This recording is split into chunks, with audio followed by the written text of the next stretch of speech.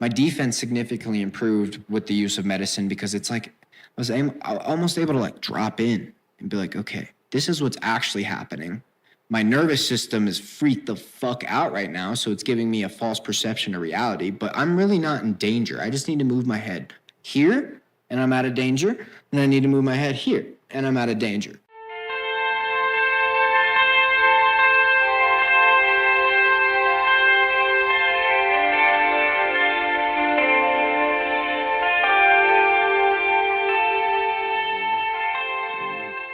I've got Dylan Ruane here on this Couchmilk Podcast today. Nice to meet everyone. I'm just going to explain myself. I'm a local MMA fighter, currently ranked #1 in Colorado for amateurs, and I'm on the cusp of my pro debut after I won 2 championship belts in 2 separate promotions. And yeah, that's kind of who I am right now, and thank you for having me on the podcast. I appreciate it. Yeah. I'm Kenny Stahl.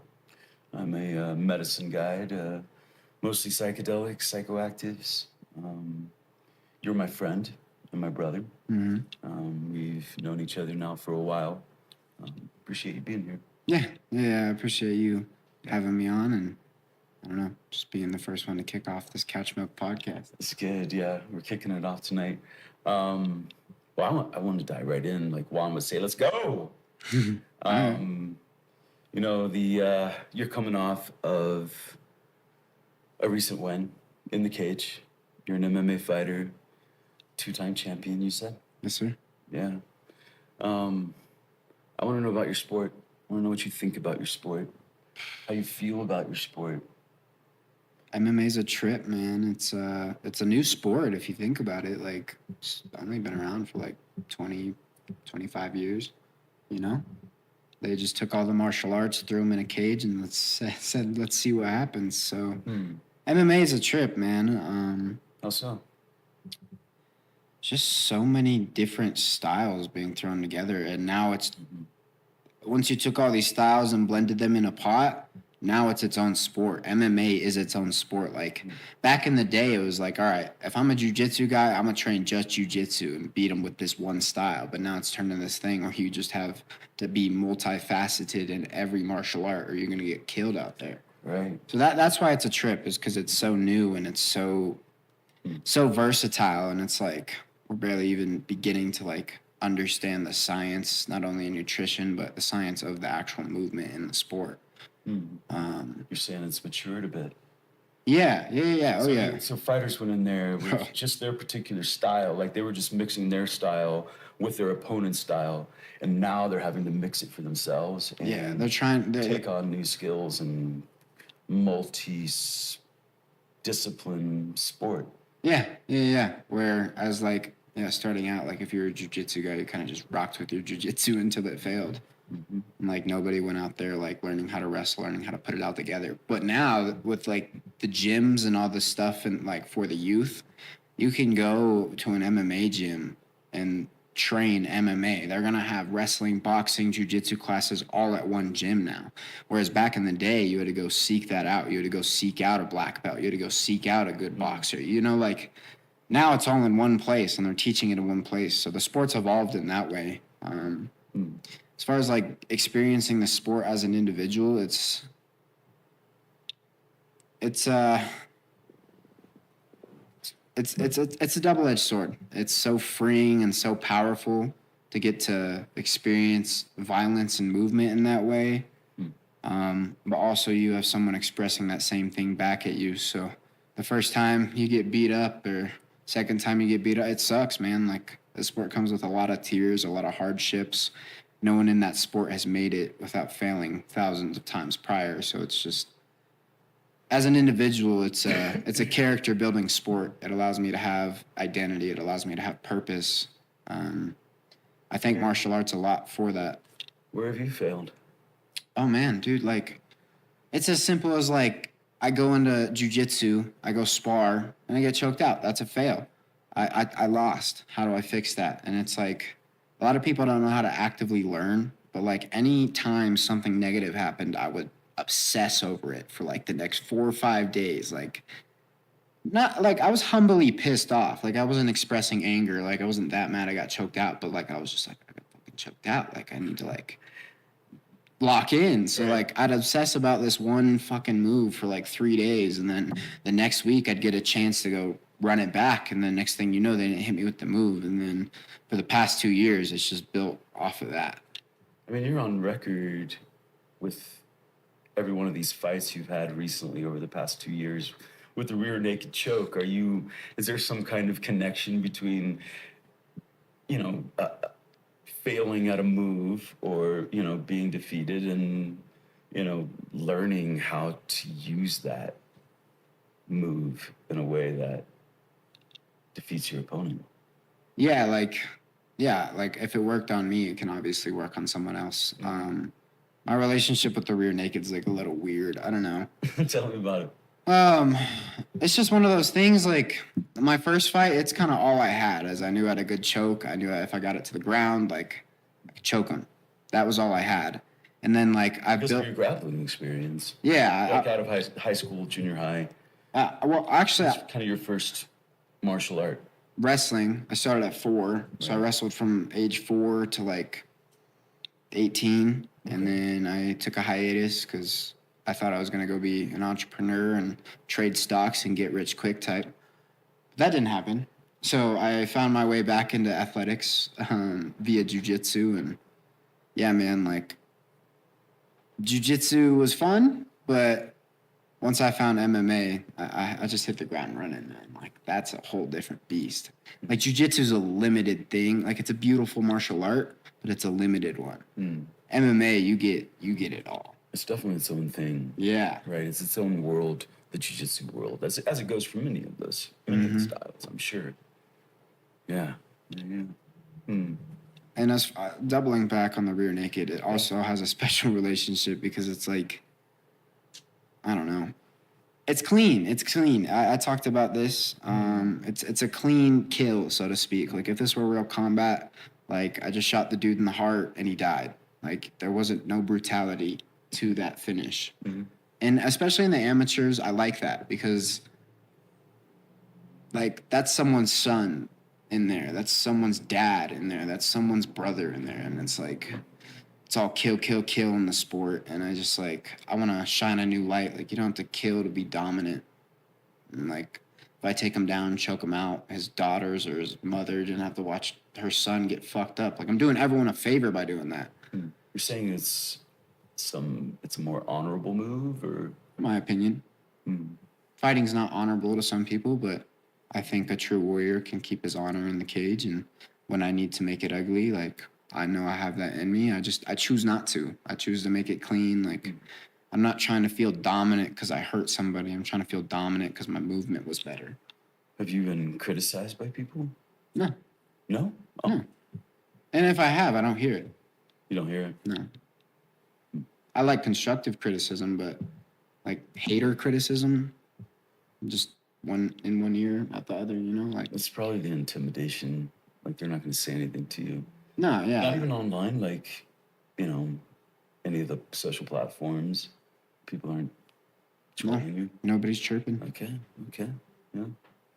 It's hard to deny that, man. Like, you've seen flash KOs, and like, yeah, like anyone in the stands could throw a punch really good and get a flash KO, but to pick someone up, to set them down, to hold them down, and then take their neck from them, that's dominance. There was nothing you could do to stop me.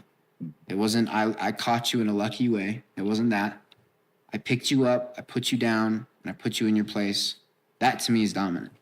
That's not even getting into my bag of martial arts. And like, it takes care of business. It's clean. I take no damage. Cause like in the midst of trying to like fuck someone up real bad, that's when you like catch a straight elbow and fucking hurt yourself because you were going berserk. You just need to be calm, collected, and patient. And martial arts is really easy. Well, both of you signed up for it anyway. Yeah. Signed up for that match, so yeah. I think it's more a moral thing, like inside. I don't know. It's just like at the amateur level, I just know they're not getting paid a lot. Like when we're both getting paid like $10,000 to $20,000 to go be in that cage, like sure, I might break a nose. Like at that point, it's like it's it's my livelihood or his. But at the amateur level, like these dudes make like $150 after a fight. Like if I go in there and snap this dude's arm or break his leg, like why? Just give me a why. Like tell me why I got to do that. Yes, he signed up for it, but like we're humans at the end of the day. We're trying to step in the cage, and it doesn't. It's brutal. You brought it up. What's your why? Why are you doing this? Oh, man, that's a deep question, Mr. Kenneth. Sorry. I honestly, the why is like the biggest why is to inspire. That would be like the biggest thing. My why is not to feel dominant. My why is not to hurt people, and I feel like that's a lot of people's why in this sport. Their why is a way to fuel their ego and their God complex. My why is to like inspire the people to fight, you know? Like I chose to do the real deal, but like everyone in their life is going through some sort of fight. Like what? What are they fighting for? What do you think you're inspiring them to fight for?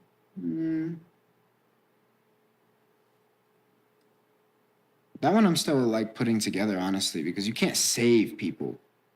But I want to show people they have a choice. Like, I feel like a lot of people just, what's in their way is just themselves, and they just like can't get over the concept. And like, I'm not going to say I got over it easily. Like, I took a lot of time and I did a lot of psychedelic medicine to help break it down for me.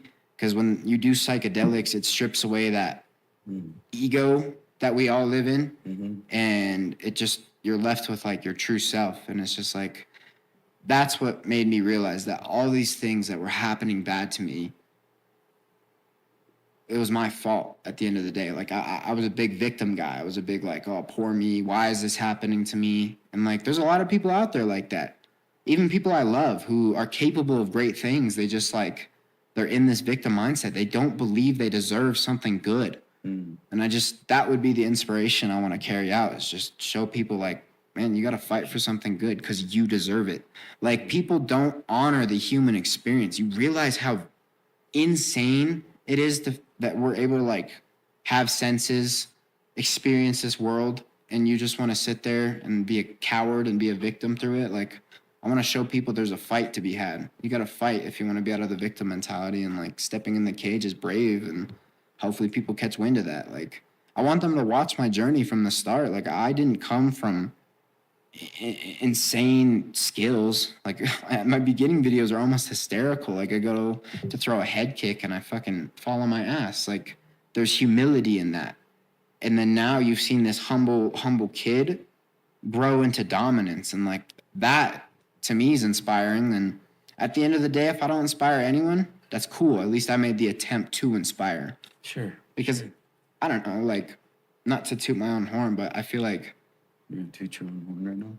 Kind of. Okay. I feel like a lot of people in my life gravitate towards me.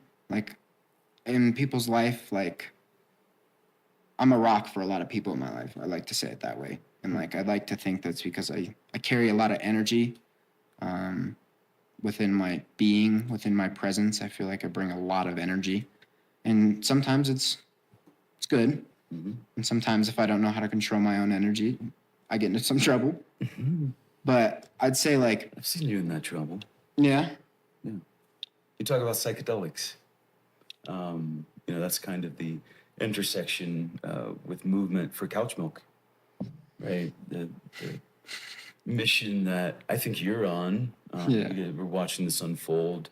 I love watching people develop in all the ways and have those insights, especially with psychedelics. Yeah, I mean that's part of the other fight too. I don't want to sit there and be like I'm fighting for psychedelics, because it's like it's still taboo right now, like as far as like society. So like it's not like something I want to force upon people. Sure. Like it's just as bad as forcing like Christianity onto people, or forcing like whatever religion you believe in on someone. That's how I feel about like the medicine space. It's a way of self-religion, in my opinion, and it's just like, who am I to like force it down people's throats? So like, yeah, it'd be cool to fight for psychedelics, but that's the silent battle. That's when I do big things Like, say when I go be a UFC champion, people do more research on me, and then they discover Couchmilk, and they're like, psychedelics and movement. This guy's a UFC champion. That's how you get that message They across. want to know about the connection. Yeah. How is that possible? Who's guiding this? I guide you, you know, with medicine. Yeah, I don't want psychedelics to necessarily take a prescription route, right? Prescribing it for people and I think shouting it from the rooftops after you've had your experience and letting them know, like, everybody's got to try this. This is going to cure your depression, make you happier. I mean, those are all real things. I'm not discounting that. That is what happens. It is what many people. It is what happens, but also like you have to be in the right place as an individual to take it, because if you're desperate enough to look for change and you look through it through medicine, you'll find that change. But there's some people who just take medicine in a really bad place and they lose their shit. And like that's not what we want to encourage. We want to encourage finding a facility that encourages not only like medicine journeys but medicine movement.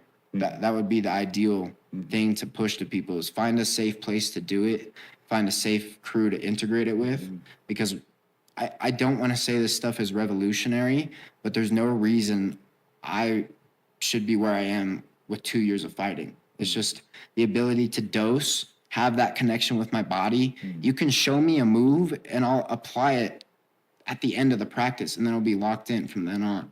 It's just neural flexibility that comes from the tryptamines, you know, whether it's the mushroom or LSD, that allow for you to get creative as you train, as you move through repetition. What is there a creative flow that comes into that repetition that says, oh, just let your body flow in this new way and you'll connect. Yeah, it's a new way. It's weird being watching it happen live in my training sessions, right? Like I'll take a microdose, and then I'll go out to a training session. Take usually the microdose. What's that for you? 125 milligrams is like my favorite dose I found, and that's like you'd have to take like 10 of those for it to be worth a gram. Yeah, my math could be a little off, but 8 of them. No, it's close. Yeah, right. And like you don't take that much. Macro dose as compared to this microdose, yeah. Yeah, and like that's what I try and tell people is you're not taking that much. Like anytime I'm like, oh, you microdose, they're like, yeah, bro, but I don't want to lose my shit. Like people are scared to lose their shit. Which talking to the audience, be okay to lose your shit because that's where you grow. But interesting, we'll learn that later on. I think there's a lot of sports and situations where people need to lose their shit. Yeah, like MMA is one of those breakthrough moments. So. Be interesting with these fighters, like they're intimidated to lose control.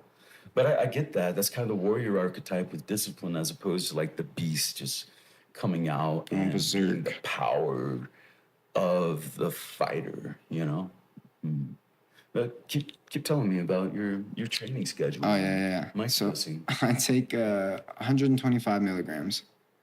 And then normally I will go into practice. And I can't explain when it takes over, but I'll be going through the motions and stuff, and then we'll roll live. And then it's like Dylan's gone. At this point, I'm just a vessel being used for movement. It's weird. Like I'm not thinking of what I do. It's like I'm just doing these things instinctually. And flow, yes, but I also think in some way these movements are historic through like human DNA. Like movements like this, like whether you were a dancer in a past life or even a gladiator in the past life, like I feel like there's instinctual movements that are like logged into our DNA. Just like when you're on top of a really tall building and you get the jitters, that's like instinctual fear because we've died so many times of falling off high places. I feel like that's the same with like movement. Like everyone has that capability to move their body in such way. And when I dose on the microdose, I feel like when I roll live, I completely turn off my brain and my body does things that I didn't even know it could do, but it's doing the right things. And then some kind of muscle memory. Yeah, exactly. It's super mystical, super hard to explain, but like being the first mystical muscle memory, being the first Couchmilk athlete in MMA, like in 2 years, I'm on I'm on course to be in the UFC in another 2. So I started my career 2 years ago, and in 4 years I'll be in the UFC. You're about to make your pro debut. Yeah.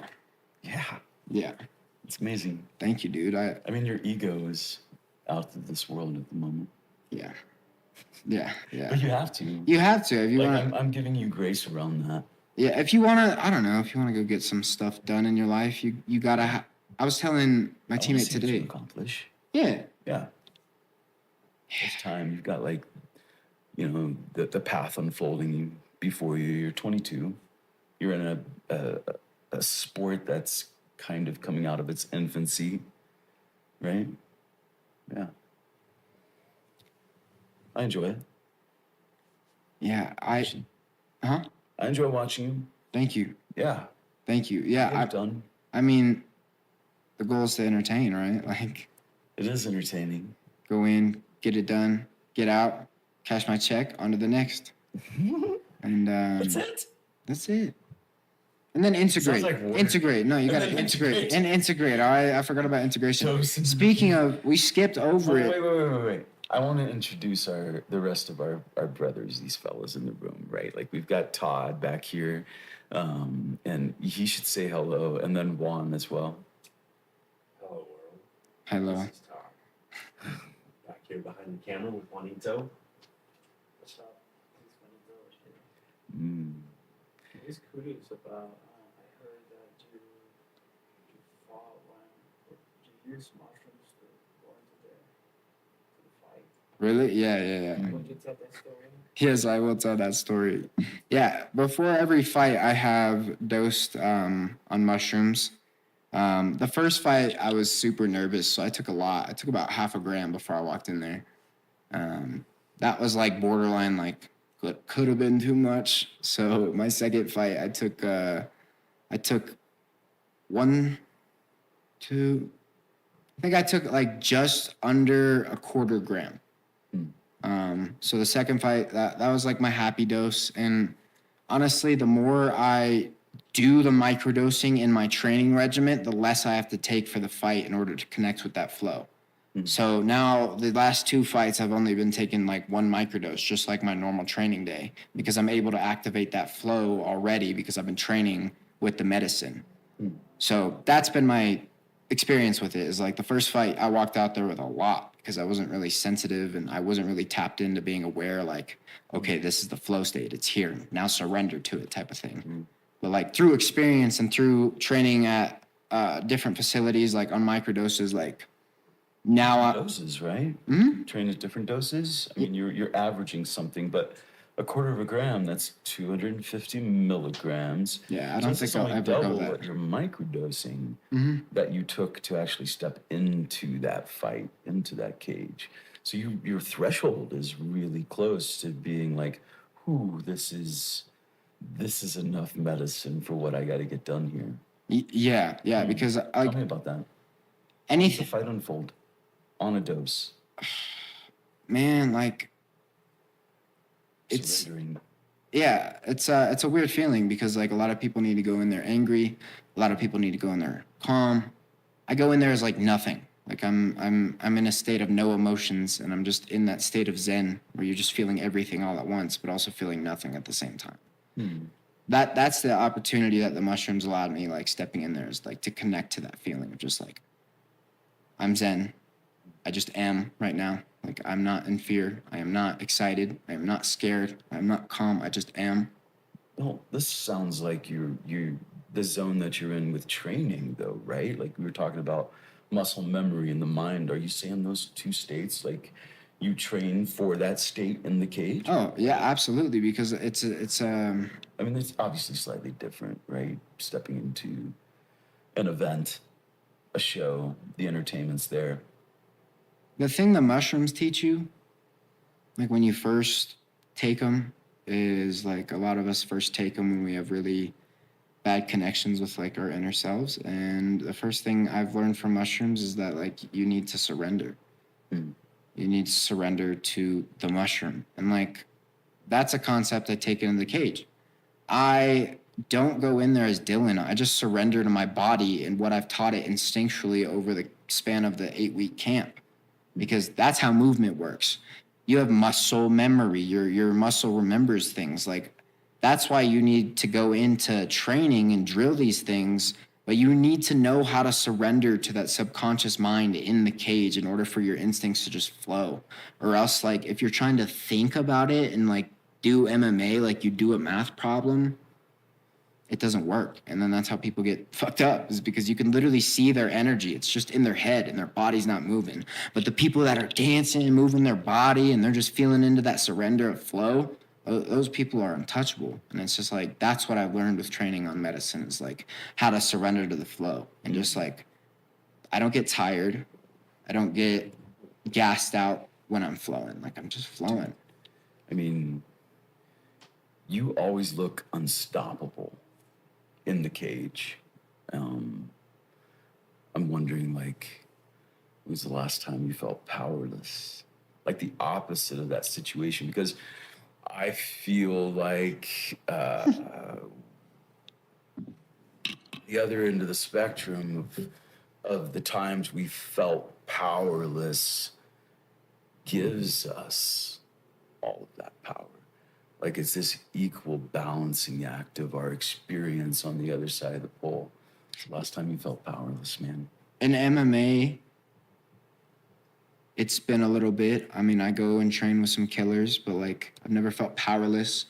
I always like, Well, I'm asking you when you felt powerless. the last time I took a heroic dose. Yeah, that would be the last time I felt powerless. Just because, like, Surrendering, vulnerability. yeah, man, and like, you can't do that on your own. You can't just do that on your apartment complex on a random Thursday and hope to get a potent experience out of it. You're gonna lose your shit, and then you're gonna put another bad rep on mushrooms. Like, you got to do this around a professional like yourself, around a medicine Through that last facilitator. Yeah. Yeah. And it's like, that's when I felt powerless. I surrendered to like what the medicine was, and I had to release a lot of anger. Like, that was my state of powerless. I was so consumed by anger that it just held me on the floor and I couldn't move, and I had to like work through all this energy. And yeah, that's the last time I felt powerless. And like, had you not been there, like, I would have lost my shit, dude. Like, that's why, like, there's a right way to or do. not.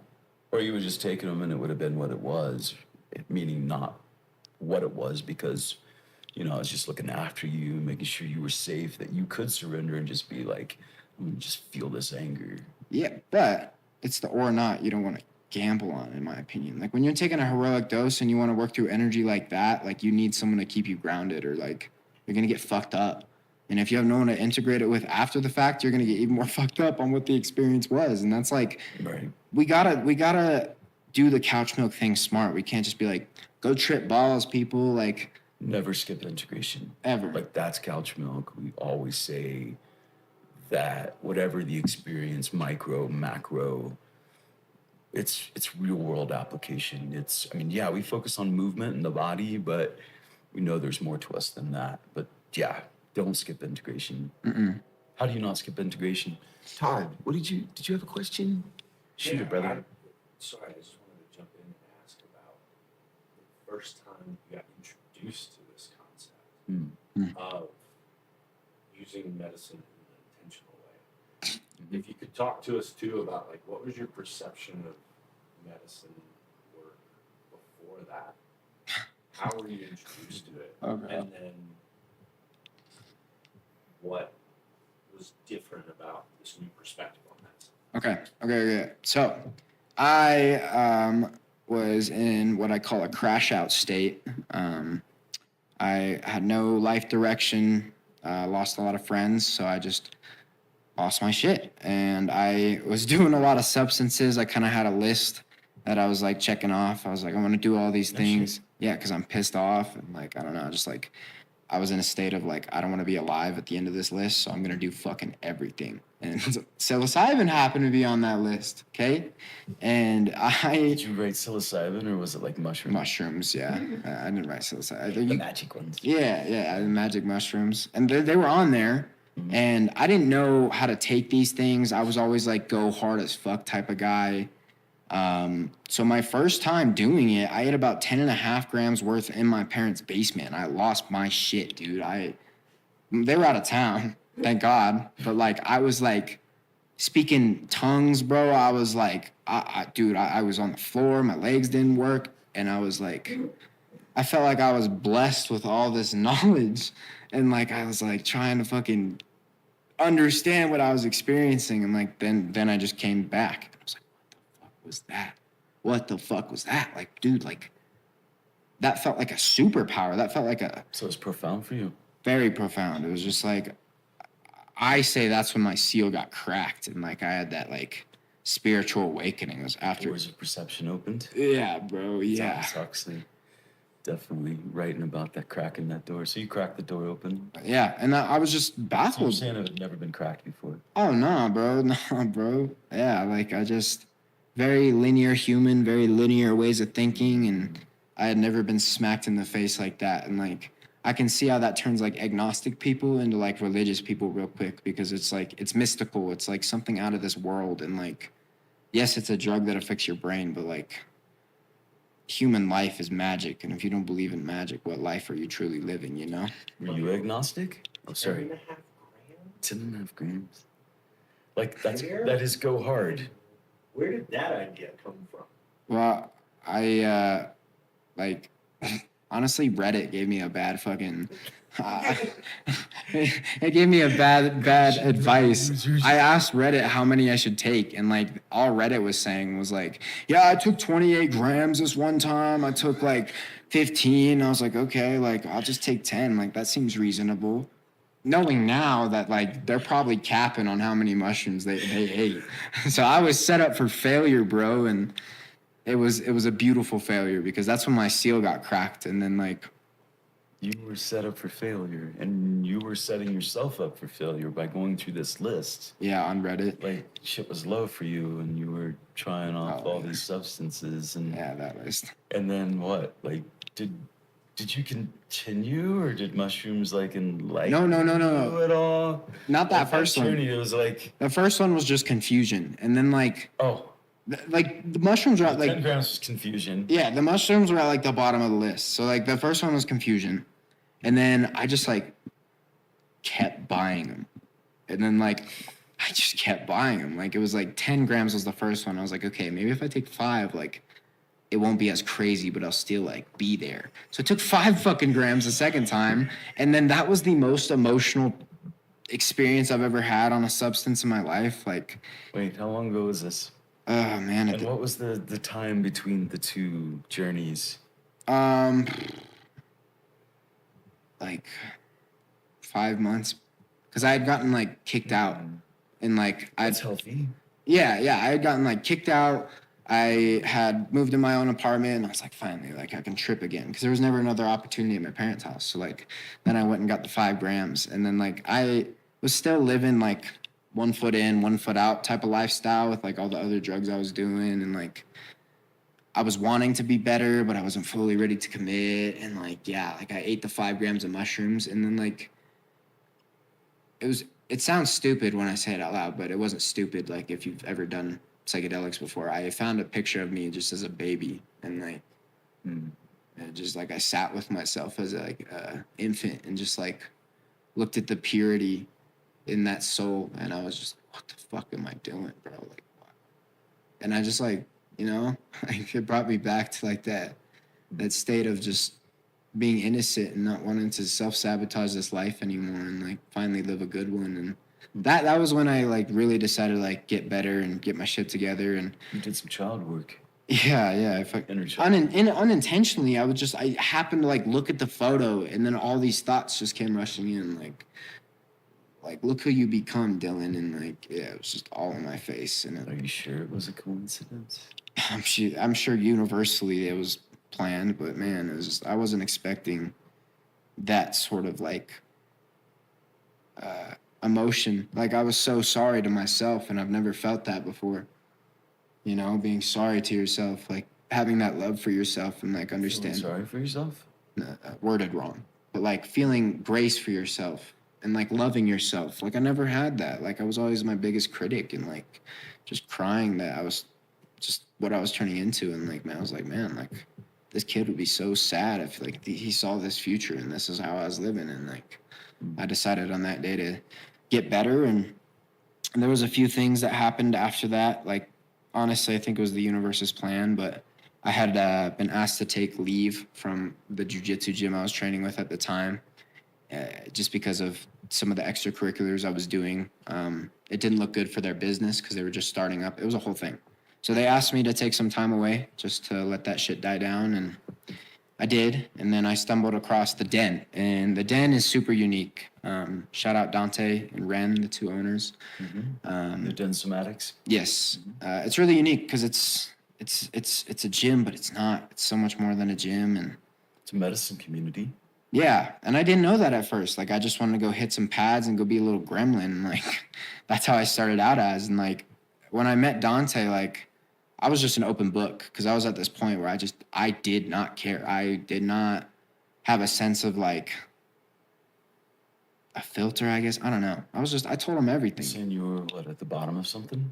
Yeah, like I was just like, At the bottom of the barrel, unless you, I don't know. I mean, I was at the bottom trying to work my way up. So I was just like being honest with him. I was like, what's your, like, he was just asking me questions, doing what like Dante does. He was just like, why are you here? What are you doing? And I'm just like, well, I want to get sober. Like, I'm tired of doing all this shit. And like, I don't know. I just don't want to live the same lifestyle. So he resonated with that. And then like, he brought up microdosing. And then I had told him about my experiences that I had alone first. And he was like, he made fun of me. He was like, bro, like, what are you doing? Like, in the sense of just like, there's a right way to do it, and doing it. Responsible way to do it. Yeah, doing it in your basement alone off at 10 G's is not the way, as we learned. But then he invited me to. It was in the mentality you had at the time, like going hard, and you had a list, and so that was clearly the setting you had created and the mindset you had. So it is what it is. Yeah, it is what it is. You can't change But now it. after meeting Dante. Well, because he invited me to a group ceremony after the fact. Mm-hmm. Yeah, it was like a group ceremony. And for those who don't know what a group ceremony is, you get About the group ceremony. a bunch of people together. Hopefully they're people you trust. Obviously, it's like a refer a friend type of thing. Like, you bring someone you trust. And I didn't know any of these people going into it, so obviously there's nerves there. But we all took psilocybin together. And something beautiful about the mushroom is its way of bringing you to this idea of connection. That's not something we have in society. We have a lot of fences. So it's weird. What we're doing is weird. What we're doing is not the norm.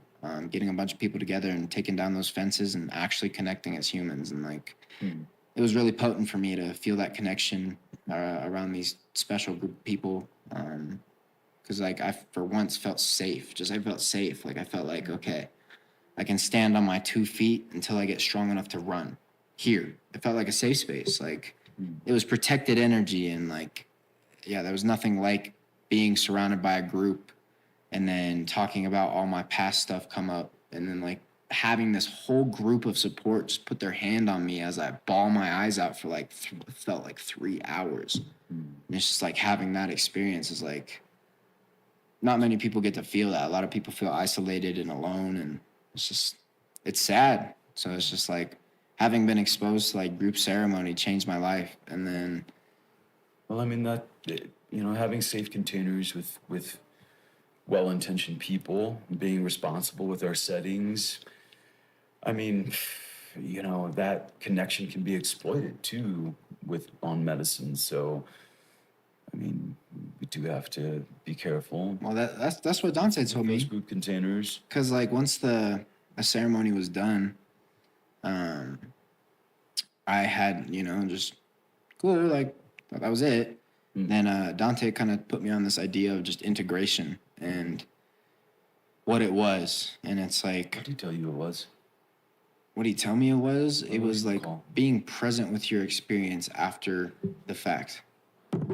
Oh man. Oh God. There goes the stoop. No, I'm just kidding. But yeah, it was being present with the experience and voicing it to someone. What does that mean? Being present with the experience. Like putting yourself back there in a sober mind. What did you gain from that? What did it teach you? What was the biggest thing you pulled from that? Because there's always those intuition bombs, as I like to call them, that come in on psychedelics. Like lots What's reflection? Yeah, you got to reflect on your experience. It was reflection. Yeah, a lot of people just don't reflect on experiences. They just act and keep going. So yeah, it was just reflecting on the experience, and I've adapted that mindset of reflection and integration to the most mundane things in my life. Like I experience the energy, whether it be like going to wrestling practice and shooting a few takedowns. Now I have to do this micro integration session after that practice and just reflect and just be like, what did I do in there? Now that my body's done moving, then I bring out that magician archetype. And instead of my warrior and beast doing some work, I bring out my magician archetype. Talking about archetypes. Yeah, bro. I'm learning. Carl Jung. Love that stuff. Yes. But yeah, anyways, like Bring you out got that magician archetype, and yeah, in order to reflect on what the warrior and beast did, it helps tie everything together. That integration piece is huge. Whether it could that's also be the alchemist. the alchemist, is The that a separate one? alchemist, Yeah. That alchemist has to come in each time. He kind of ropes everybody together, and he's gifted at working with mycelium or connecting medicines. So the experiences that are created, that each archetype with their own unique experience and expression or lens, the alchemist just kind of weaves it all together for us. Wow. You said a micro integration session. Yeah. What's that? Where I lay on my back on a cold floor and just think, What just happened? yeah, What did I just do? what did I just do? Like, because it's easy to like be in the moment and practice, and then go talk to your friends after practice, and then just go back home and like you didn't reflect on what you learned. And I feel like that's also why I've gotten so good so quickly, is because I take time to reflect on each session. I'm like, what did I do today? Like I am present with the actions I did with my body. Are there other fighters doing that? I'm trying. Trying to get them to? yeah. Where are they? I mean, it just seems like something you'd go from work, you'd go to the gym, you'd fight, move your body, and then you'd grab all your shit and head home. I'm sure at the highest level, there's some reflection. Like I know some top dudes up in Denver, and like, yeah, I'm sure they're sitting there reflecting on their sessions, and they just may be doing it subconsciously without even thinking about it, because they're just operating. can't. Yeah. Yeah. Me, I have to consciously tell myself, like, A bit of ritual. yeah, okay, just slow down, think about what you did, then you can move on the rest of your day. A lot of people just do that subconsciously, and it works for some people, but also I feel like a lot of people don't do that. They think they just, because they show up and hit a bag or do what coach told them to do, they're going to get better. I think that's a scam. Like, yes, you're going to get better eventually, but like you there's no presence in that. You're just getting told what motions to do with your body, and then you go back home and doom scroll and it goes away. Like, you need to reflect and realize what your vessel is doing in there, and like bring yourself back to that point, but in your mind, not in your body. Just be like, what did that feel like? And like, Just your mind. yeah, like after you've used your body, you need to go out of practice, and say we're doing like back takes, right? You need to go out, sit wherever you feel comfortable, close your eyes, and just picture what a back take feels like. Envision your leg wrapping some dude up. You don't have to do it, but just envision it. And that's like integrating visualization into my training, reflection, and it's just like, it's almost like a journal, but I'm able to keep that journal just in my head post-practice. Interesting. Dylan, let us know what your biggest challenge is right now, right? You're in this period of transition from amateur to pro, been experimenting with medicine and movement from a pretty quick jump start into it.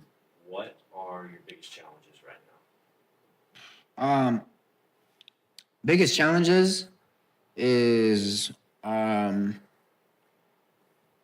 rolling, like honestly rolling with the punches of like what may come up when dosing and moving, like knowing what you're experiencing and why, because each time it's a little bit different. It's not copy and paste, and I think that's what I like about it.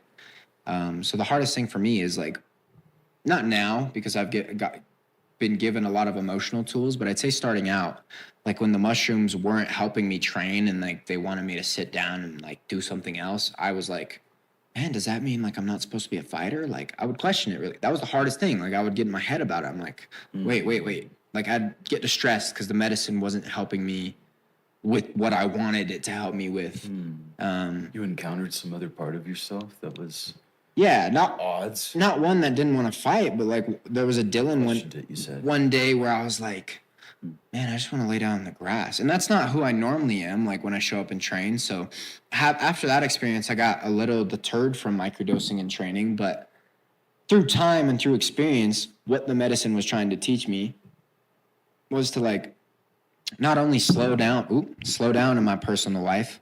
That was a big thing.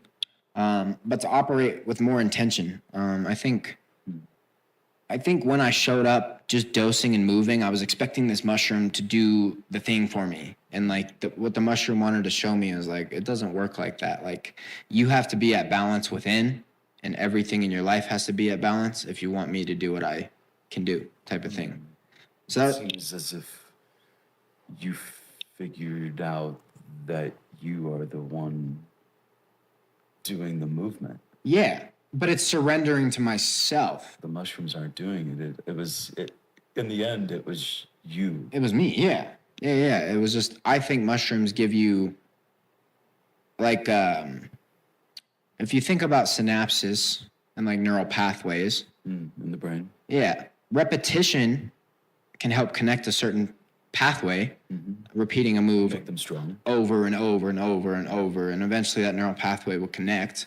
I feel like what mushrooms do is they give you this imaginary bridge that you can walk across, and then once you are done dosing, that bridge goes away. But then you're like, hold on, I just made that connection, and then now it's just reflection. You remember the bridge. Yeah. Afterwards. Yeah, and that's a great analogy, man. I love that. Yeah.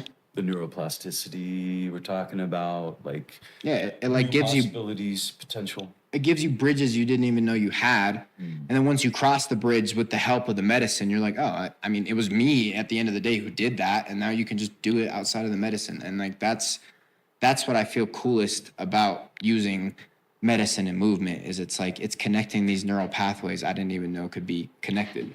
Is there a specific movement that you unlock that way, like that you can point to, or honestly, like it was just my awareness in the movement. I think my defense exponentially got improved after my defense. Like when people are trying to submit me, hit me, my defense got better because like at first, like it was just chaos, man. Like I just felt like punches were flying at my head, kicks were flying.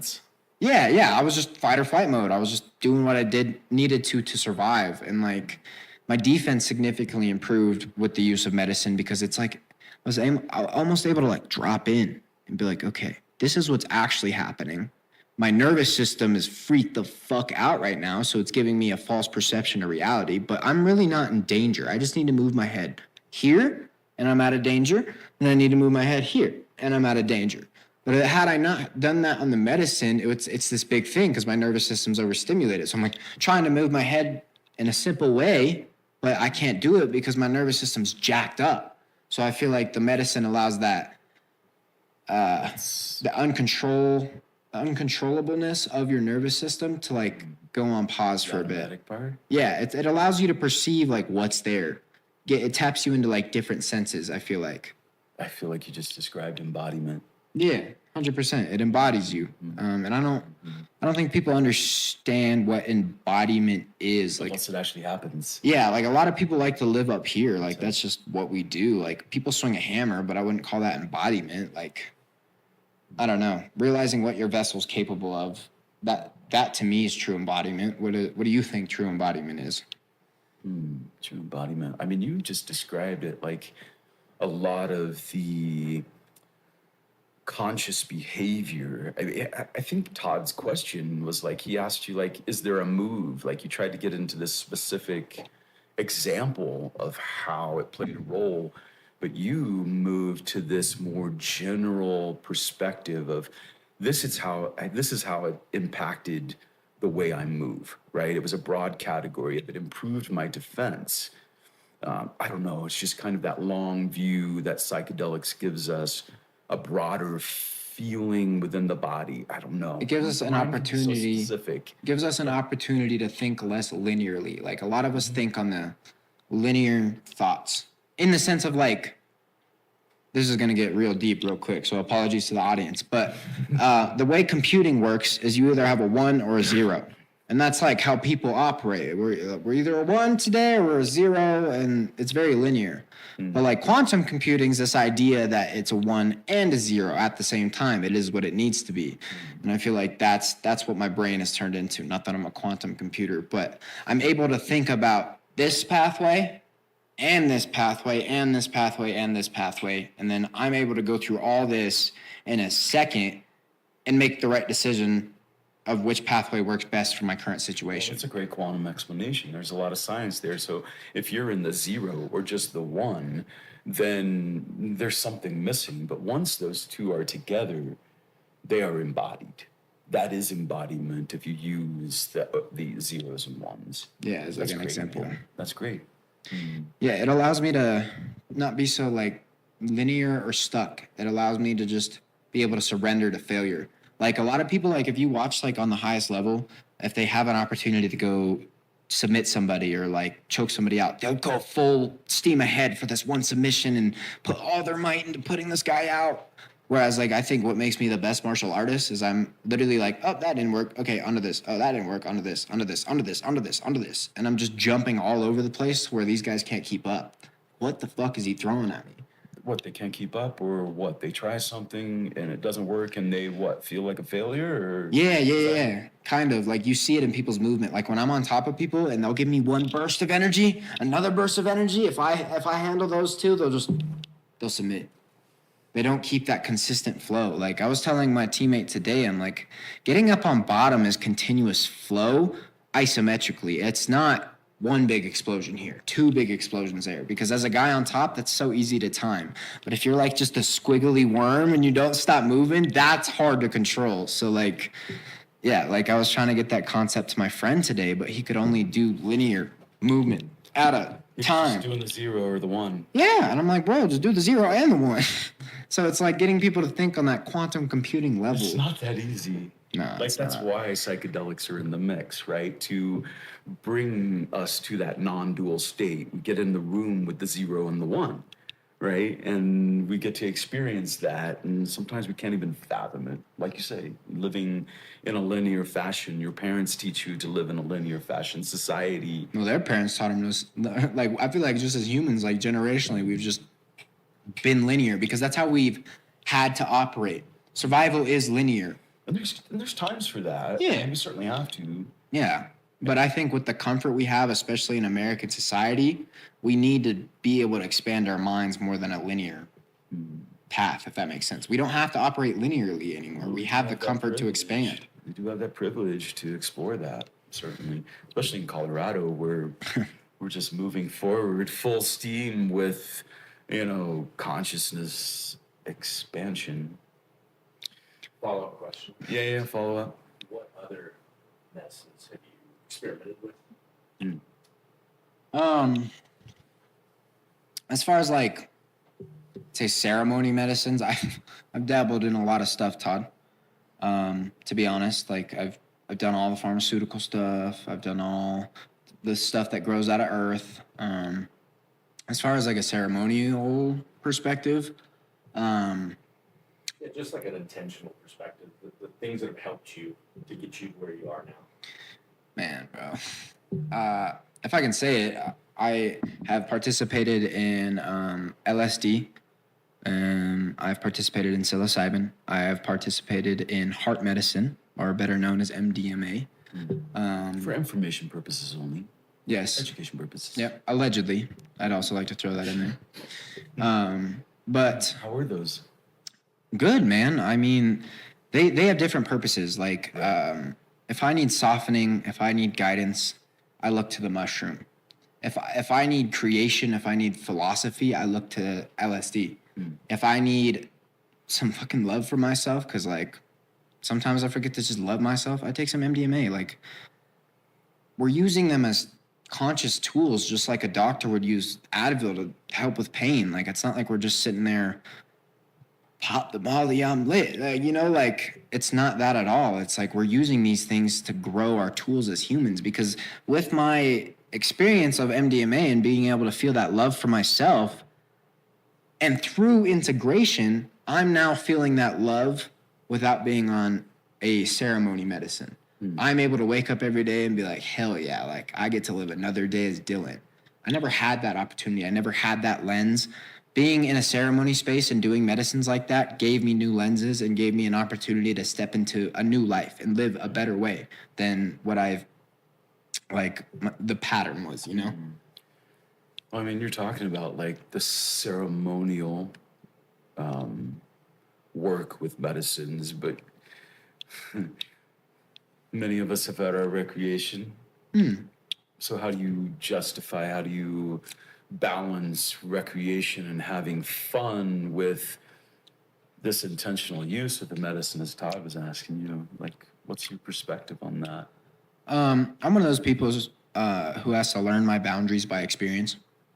So there was times I wanted to use medicine recreationally and just been not good. I shouldn't have gone to that concert on that many mushrooms. Like, you got to learn through failure, man. Like, right. That's how we start building data on this stuff and start giving people good regimens. But I'd say you have to be able to listen to yourself and like understand balance within. Like, I'm not going to have the same balance that you have. I'm not going to have the same balance that Todd has. Like, I had to look within and ask myself, like, are you feeling like this was a good recreational choice? And like, remember why it wasn't, or remember why it was, and start building a regiment for yourself. The balance is all personal, man. Like, balance is personal for everyone.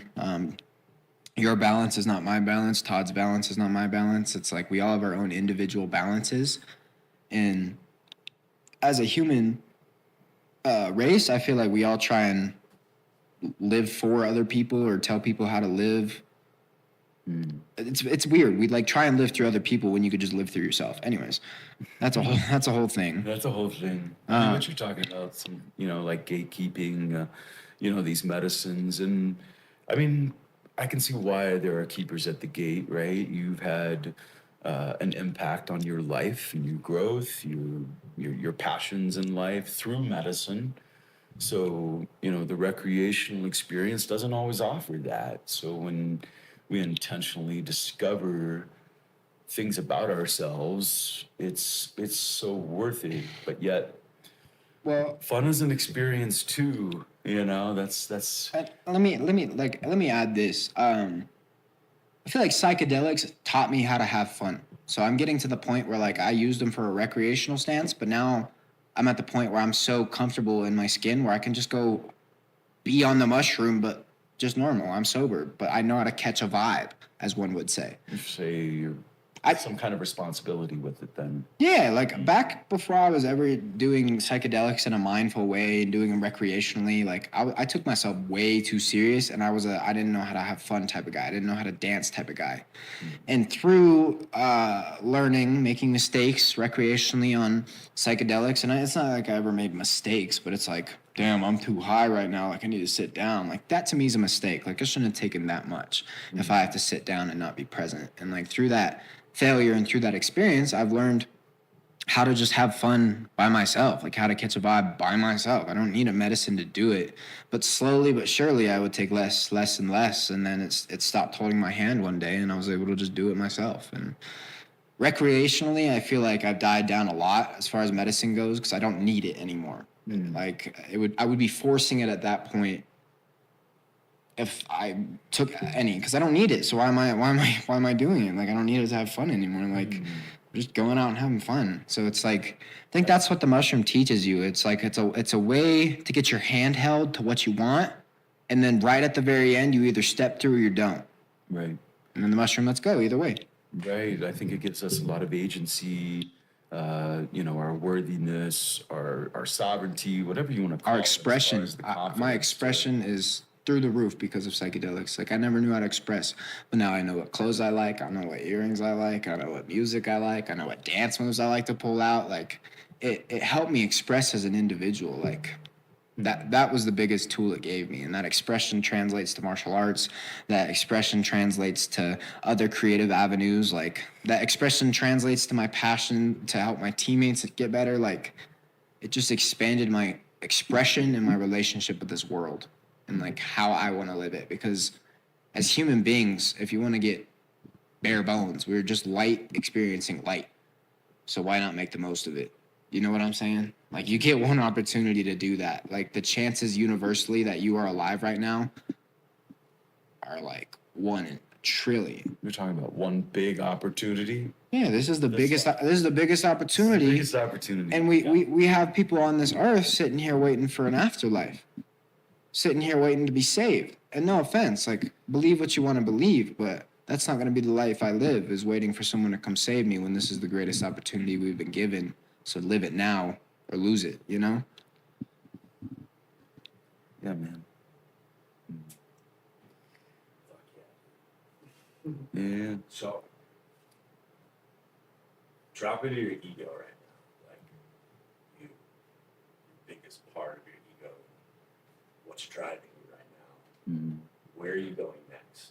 What's happening right now? Where are you headed? What's getting you there? Right. I mean, you're turning pro, big leagues, right? I mean, I want to know if that excites you, scares you, both.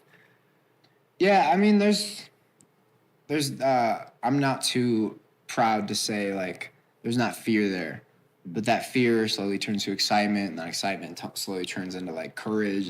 It all compounds, you know. Like you got to be able to handle these baseline emotions in order to feel these higher level emotions. So fear's a part of it. Yeah, I'm obviously like there's nerves there. Like I'm going pro. Like yeah, I'm feeling some fear, but it's not consuming me. Can you tell us about it? Yeah, What's the fear? Like, what's the... It's Go with me. that's the big dogs, man. Like every fight now matters. Like before then, like I was playing house, you know, being an amateur fighter, you get to be a fighter, but like if you lose, like you didn't lose anything. But like now, like with how strict the UFC is, if I lose 2, man, I can kiss that dream goodbye for a little bit. So it's like there's pressure there, bro. Like I'm not gonna say I'm gonna succumb to that pressure or be overwhelmed by the pressure, but there's pressure there. Like you better win or you're just gonna be at the bottom of a giant swimming pool. Like this game has no friends, this game has no allies. Like you either sink or you either swim. Like that's the choice you have to make with all these emotions being present. Wait. You don't have friends? You don't have allies? Not in the fight game, dude. You do, but like also like I'm talking about promoters. Like the people who put you on the map aren't your friends. Like at the micro level, they're all trying to make big cards to sell to their fans. So they're trying to put the best fights on as possible. But the smartest way to get to the top as a fighter is to take easy fights, pad that record, and then fight the big fights when you're actually getting paid for it. But like every promotion as you work your way up is trying to set you up with some killer. They want the glory of 2 killers fighting and not putting it on the big stage. So it's a big chess game. So I'd say as far as promoters and people who find you fights, there's not a lot of friends in this game, dude. You kind of got to take care of yourself or you're going to get screwed over. You got to have those promoters, though. Like, it's a fact of the business. Well, it's a two-way street. We rely on them. They rely on us. Like, without them, we'd have no us. But without us, they'd have no them. So it's like we need each other, but they have the upper hand as far as amateurs go. Like, we don't have much to say. Like, we need the spotlight. We need their platform to go to a higher level and get paid for it. But eventually you get to the point where the UFC needs its stars.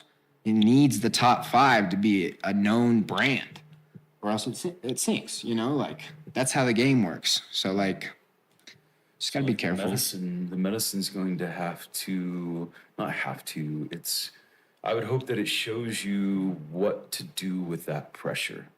Oh, it does. Of winning, right? It supports you in a way that you figure out how to step into this next stage for yourself and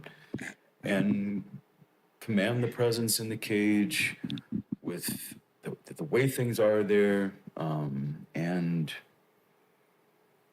put on a good match. Or is it win? Win. You're gonna win. Yeah, obviously. I'm not gonna go lose.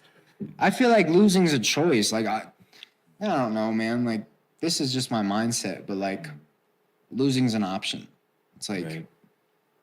I don't care how tired you are, you've got life in you because anytime anyone's ever lost a fight, you see them express emotion, which shows there's still energy in the tank. Mhm.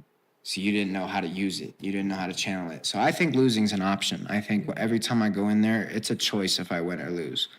And one day I'm going to have a war. It's a choice if I stand in there and duke it out to the end. Like there's always going to be someone better, but with this game, it's so much more in your favor to gamble a win on yourself because even if the guy's better than me here, here, and here, I can catch him with one foot lock and then the fight's over. Like, it's like there's so many opportunities to capitalize on in this game that it's like, I don't know, losing doesn't seem like a fathomable option. I'm not saying that because I feel like I'm unstoppable.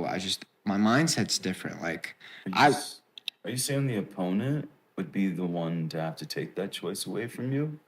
yeah.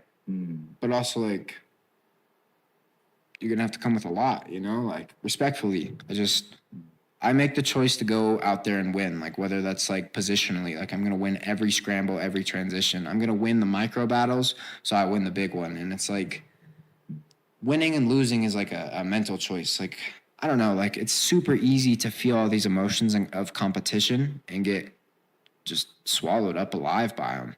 And then now you're just acting on straight emotion and having no logic in there. And No discipline? yeah, no discipline. And I don't know. I just see it in fighters all the time. They train, they practice like, they practice like world champions. And then they go out there and they look like they've never trained a day in their life. It's test anxiety. Yeah, test anxiety, fight anxiety. Like they're consumed by these emotions and they break. I know that I'm not going to get consumed by the emotions. I know that. I have that confidence in myself. So I feel like that gives me some edge going in there because that's a tool that a lot of these fighters don't have. Fighting is a unmindful sport. It's kill, kill, kill. You are my soldier. I coach you to do. You go do. Well, but so like you mentioned that you acknowledge that your opponents, their sons, their fathers, and so the rear naked choke is this clean move that you don't need to take it a step further and harm this person, beyond what's necessary. Does that mindset have to shift at all for the pro? No. You're still considering the other guy in that way? Yeah, always. I'm just saying, like okay. It's changed a bit. I tell people like this all the time. It's up to them what happens to them. You either make it easy for me and you get out here scot-free, or I'm going to keep up in the intensity until I get what I want. Respectfully. Like, it's just like, I want it to be clean. I want it to be clean for your sake, for your family's sake. So please let me have this clean kill. Just give me your neck. We'll wipe our hands and we'll be good. But if you want to make it hard on me, I'm going to make it harder on you and still get what I want. So, like, that's the threshold I haven't crossed yet. I haven't had to brutally do anything to anybody because most people are just like, okay, here's my neck. You got it, bro. So, yeah, honestly, like that. Conversely, they haven't had to do it to you. Yeah. And, like, I'm going to have to come back on this podcast after my first violent fight and integrate that because I haven't gotten to step through that threshold of, like, what it feels like to harm somebody. I've beaten people, but I haven't harmed anybody. Like, if you look at it from that lens, I've harmed nobody in the process of fighting. No harm has been done. I may have kicked your stomach, but, like, I didn't harm you. You're fine. Does that have some pressure built into it? That scenario? No? I know that it hasn't happened. if it gets ugly, I can get ugly too. I know who I can be in those states of mind, and it's just like, I don't want to have to go there. I don't want you to have to make me go there. Like, it's just like, for your sake, like, for my sake, I'll deal with what comes with that. But, like, I don't personally want to go there, and I don't personally want you to have to go there. But I've experienced this on medicine as well in a deep journey. It's just like the extent I'm willing to go to win is like psychotic, dude. Like, you have to have that drive. You have to have that psychotic addiction to win. Like, that's what I have. Like, like you're gonna have to like do a lot to take me out in there, respectfully. Like my desire to win is so strong, and like I've seen your capacity. I've witnessed that. it's not that like my desire to win is so strong because I fear losing. I actually don't fear losing, which allows me to step into an even higher confidence of winning. If you die before you die, then What's there to fear? what's there to fear? So if you don't fear losing before you lose, then you won't lose. Yeah, it's a win-win. Woo! Who's your dream opponent, Dylan? Ilya Taporia. Oh, He's top dog right now. I mean, why wouldn't that be my dream opponent? He's got what I want, you know? Like, he's at the top of the chain. So, whenever that switches, that guy will be my dream opponent. Whoever's at the top, dream opponent. Like, I'm visualizing beating Ilya every day. And I'm working every day. And then I got to knock all these dudes out until I get to him. But I he's, say, when will the promoters give you that? oh, man, Who knows? 5-6 We'll years. see. What do you? What No, do no, you 6 no, years. 4 years probably. Because I'll be in the UFC in 2. I'm assuming to get to the title, it'll probably take 1 or 2. So, like, 4 years. I don't know. Psychedelics are accelerators and amplifiers. Like, That's you true. said 5, then I feel like you dropped into medicine mindset there, and you're like, yeah, that'll all just get shrunk into 2. Well, yeah, I mean, like, technically, what me and Dante talked about when I first started my career was where I am right now, I'd probably be winning my first belt. Right now. Mhm. That's kind of like the trajectory we had, but it's all like sped up and like I'm going pro. And like to put it in perspective for you, if I win how I've won, I really need to do that 5 or 6 times. And then the UFC's knocking on my door. That's like a year and a half maybe of fights. Okay. So the trajectory is laid out in my head. Obviously, I got to be present with the journey because if you overlook the journey, there is no result. So yeah, being present with the journey, but I know what my future holds. Like on a psychedelic experience, I had seen it. Like I had seen this version of me in front of a crowd of thousands, and like I just like visualized myself screaming my head off, and like I've seen the success. It's not promised to me by any means, but I've seen what I'm capable of. And I think that's what the medicine wanted to show me is like, hey, like, yoo-hoo, this is your potential. This is who you are. But hey, here's your potential. And like after seeing that, I was like, man, I'm just going to fucking chase it.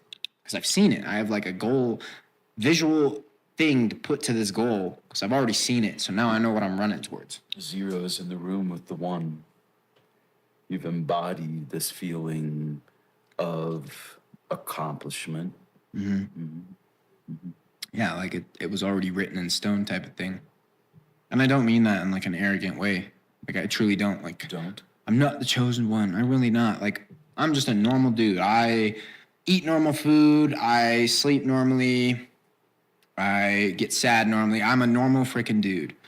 It's because I made the decision in my own being to go be a champion that I know it's there for me. It's already written because I made that decision. I chose to no longer get in my way. I chose to go make this happen. It's a choice. And like, it's an aggressive mindset to have, to think everything's a choice. Like once you can wrap your head around it and realize every situation that you are in control of. Regardless of how forced you feel to do something, you are in control of your own vessel. So if you are in a situation you don't want to be in, take your vessel and leave. Like You're not a victim. you are in control. Yes, you're not a victim. And I made that choice. And that's why my confidence is at the level it is, because I made the choice that like, nah, like this is for me. Like I'm not a victim to the system. Like I'm a champion. I've said it thousands of times. I'm a fucking champion, dude. Like I'm gonna live like a champion, whether it's in community. I'm gonna live like a champion if it's in the cage. I'm gonna live like a champion for my mom. I'm gonna be a champion son. I just am a champion. Like I wanna be someone so good in every department of my life that it just inspires people to be like, wow, like that is someone who's multifaceted. I mean, you can't help. It's like mythopoetic as well. Beats you out. It's mythopoetic in the way that like there has to be some kind of hero story. Like, you know, I know there's humility in this that I feel from you, but I'm still so fascinated by the balance that you've got to have with being a champion and the mindset that you are embodying, right? Like it's, yeah. I mean, I don't. If you were like a faker, this was all fakery, and you were playing and performing at this, then it wouldn't be nearly as compelling. I wouldn't believe you, right? There's a But you're embodied in this, so there's a performative aspect, like when you're Sure. when you're starting out and you don't have that confidence established in yourself, like you kind of have to be delusional and lie to yourself a bit. Like, I am a world champion. I am a world champion. And like these little things start coming together after like you start delusionally thinking you're a champion, and you start noticing these little clicks, and you're like, oh, like I can be a champion. Like, you do have to lie to yourself. There is a bit of like faking it till you make it energy. there was a stage of that. Yeah, when I started out, I was like, I want to sell tickets, so I got to be confident, but Yeah. I don't feel confident. So like, I was like, fake it till you make it, baby. Like I'm gonna put myself out there and hope for the best. And that's what I did. We've all done that. Yeah, Yeah, it's a part of the process. it is. It has to be. Like, you have to, And then you embody it. yeah, you have to convince yourself like, oh, this is what's going on. And then your subconscious is like, nah, wait, maybe it is. And then that's when the embodiment takes over. And then like, it's not something you have to convince yourself of anymore. You just are that thing you were telling yourself you were. 10 years from now, like, who are you? Why? What will people remember about you? Not just the fighter. Like, who are you 10 years from now? Because we've established this timeline of the UFC. Are you looking that far ahead? Is that a question that? I mean, as far as like where I see myself in 10 years, I'm not really, like, I look ahead that far, but also like, I try not to, because it's like, I would do that at such a young age. And I'm not anywhere close to what I thought I was going to be. That's like how we work. As our perceptions change, we become different people. So I try not to predict my future, but I try and predict morally who I'd be. Yeah. From a moral sense, not a materialistic sense, but from a moral sense, like of who I want to be in 10 years. A general sense. I want to be someone who inspires, like, oh man, like enthusiasm in this world, because I feel like there's a lot of just mundane people and boring people, and like I just want more color and I want more expression, and I want people to just feel that wave of expression, feel that wave of emotion, like know when you're happy and like know when you're sad, and just learn to feel it, because like we're so good at avoiding feeling in America, I'd say. Like, I'm sure like other countries and cultures have a better relationship with it, but in this first world country, we really avoid feeling things, and I think that's dangerous, not only to your individual self, but for future generations to come. Because as a parent, if you're focused on suppression of it, emotions, like, what type of kid are you gonna have? You know, like, my goal in 10 years is to morally inspire people to be emotionally aware but emotionally expressive. And I think that's a beautiful society, is one that expresses and one that is emotionally aware of what like is actually going on. They're not just these mystical things that you feel like out of nowhere. Yeah, it's not a great question. It's an unfair question, especially once you've experienced embodiment. It's not an embodied question to try to project into the future who But you are. I think you can and what you've project. accomplished, but You can project morally. You can project like from a moral perspective who you want to be, and you don't know what role you'll play in someone's life. You don't know in 5 years if you'll be a dad or something, but just knowing morally that you're trying to be the best human possible, I think that's something you can predict. But as far as like if you're gonna have a wife, you're gonna have some kids, you're gonna have a house, like you can predict that. But it's like, stockbroker, yeah, it's like, oh, like, what a great prediction. Like, making money. the American dream. Like, of course, everyone's going on that path. You think you'll ever be 9 to 5? I mean, technically I am. Just by my choice. Yeah, it's true. You know? Such a dumb question. So typical 9 to 5 jobs. I mean, yeah, like, I'm doing stuff between 9 and 5. yeah, I do a lot of things between 9 and 5, but like, I refuse to give into, we joke around, and our community, we call it the matrix, but just that working for someone else's dream. Like, what the fuck is that? Like, that is not a lifestyle that will ever align with me, respectfully. Like, I love myself so much to where, like, I'm not going to work for another man's dream. I'm not going to go work at, I don't even know, Apple to make the CEO rich. Like, why am I doing that? Like, I'm going to go live for myself. I'm going to go live my dream. And, like, that's another thing I'd love to teach people is, like, stop living someone's dream. They're not gonna make you part of their like homie squad. The more loyal servant you are to them, like they don't care about you. You're just a number producing for their massive factory. Break free of that. Shut that system down. Bring back a society where we're able to be in community and like we're not depending on these big corps to fucking fuel our lives. And I think like everyone and their mom wants to break that system down, but maybe as a fighter and the platform I can get through the UFC, like I can inspire some people to like take charge of their lives, like stop looking for handouts from people who don't care about you and just go live. Because like I said earlier, you get one of these, man, and that's the greatest opportunity you'll ever get. If you don't live on it and you're expecting to be saved, you did not do life the right way, in my opinion. Dang. Spitting some truth. You're only 22. Yeah. Sometimes I'm like, what are you saying? Like, it can't be coming out of his body. Yeah. I think you find out pretty quickly that winning in life will make you win anywhere else, right? So that's the key, I think. Just if you were honest with yourself and you know that you're doing better every day, you will just expect the same thing anywhere else. Yeah. It's that magic, but you have to do it. Mm-hmm.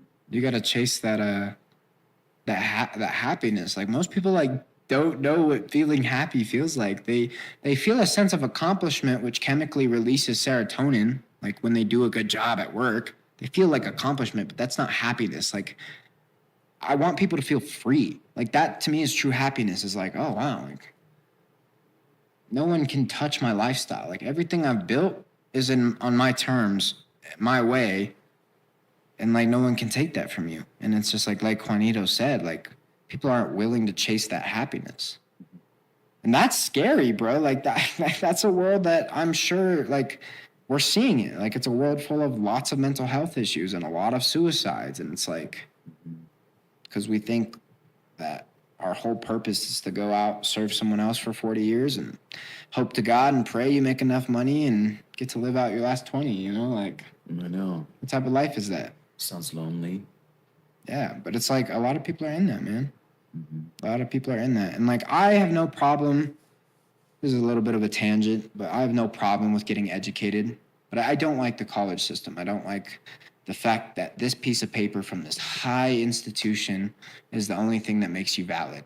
Like, knowledge is free. Understanding things is free. We just put a $sign to it. Like, you know what I'm saying? I do. I'm right in the middle of that right now. Trying to become a licensed psilocybin facilitator. And, you know, the state just switches it up on me. And I'm like, I gotta get the paper. I need the paper, like, to do this thing. But I'm already doing it, you know? Yeah, you're already doing it. You're for just... my own happiness and joy, I had to be like, whatever, right? If it comes, it comes. I'll try to do what I can, but that is not the source of my happiness, that certificate. No. Yeah. Yeah.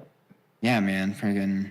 And a lot of people think like, a lot of people are so goal oriented, but they don't know what they're chasing. Like, I see it a lot in like, just like the middle class. Like people are like, okay, like once I get a house, I'll be happy. Once I get a car, I'll be happy. Once I get this, I'll be happy. Once I get this, I'll be happy. And then they get into this endless spiral where you keep reaching this goal and you're like, why am I not fulfilled? Because you never fulfilled yourself to begin with when you were starting out. Like everyone wants to fulfill themselves with materialistic items. Like true fulfillment is like feeding your soul and feeding your vessel and what carries you through this world. That's happiness, man. And like, Yeah, sure. Maybe it's like reintroducing people to like what life is supposed to be. It's supposed to be freeing. It's supposed to be expression. Someone asked me what Couchmilk was the other day. And this is something I had not been able to put to words. I'm like, it's this, the supplement company is this.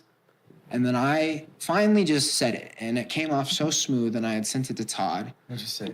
And I was like, Couchmilk is the idea of inviting people to learn how to express through medicine and movement, therefore athletic consciousness. And I just said that, and then I like reflected on it, and I was like, yeah, that's what it is. Like, we're trying to show people, athletes or not, you don't have to be a Couchmilk athlete to dose and move. Everyone's an athlete. Yeah, like everyone can move, everyone can express, like learn how to embody. Like Couchmilk's biggest message and like push, I feel like, is getting people embodied, because once you get people embodied, then you get people chasing real happiness, because then they're learning what actually fuels them, what gives them life on this earth. And like I think the first step to that is getting people embodied, and like that's what Couchmilk has the opportunity to do. And the platform I'm striving towards is to share my experience of embodiment. And that way I can inspire other people to chase this idea of embodiment, because it's not. I agree. That's been my journey. I'll be turning 52 here, and it's been like ebbs and flows. So personally, like I think I had a set of years there where I had been embodied, and then I wasn't.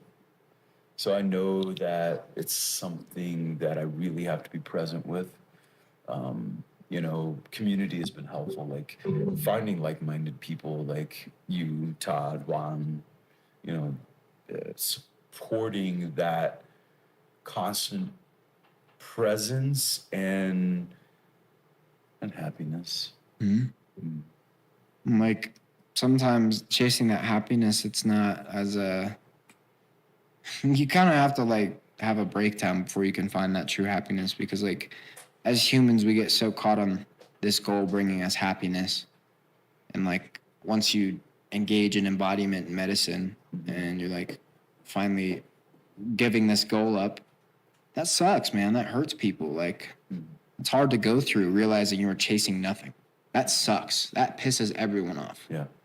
Relationally, materialistically, when you found out you chased nothing, you get pissed. That's like, people are mad. They wasted time. They wasted energy. So you got to get through that.